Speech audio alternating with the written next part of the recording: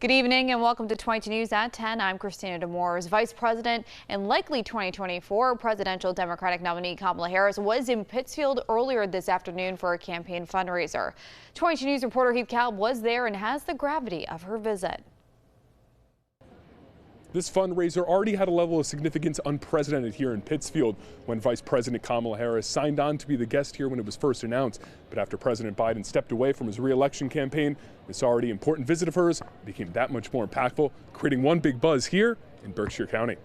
South Street in Pittsfield had never been as busy until Saturday afternoon, when Vice President and now presumptive Democratic presidential candidate Kamala Harris inspired thousands to stand outside and hope to greet the potential 47th President of the United States. For the lucky 800 or so who were inside of the Colonial Theater, including Senator Elizabeth Warren and Congressman Richard Neal, it was a thrilling afternoon that also featured some notable names like author historian Heather Cox Richardson and musical celebrities James Taylor, Yo-Yo Ma, and Emmanuel Axe. It was electrifying. I think that the enthusiasm and the excitement that's been generated just in the last 7 days, and that's an important consideration.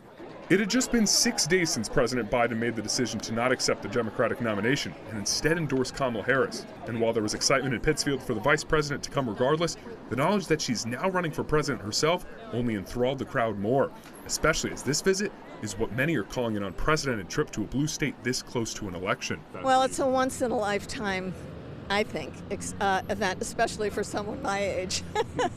But I think, everyone is appreciating the significance of it. Many of Harris's fans stood outside and held their signs high in support of the vice president all morning and early afternoon. She's kind. She is relatable. She's warm. She has a good family. Next, all her policies, just tick them off. They're everything I believe in.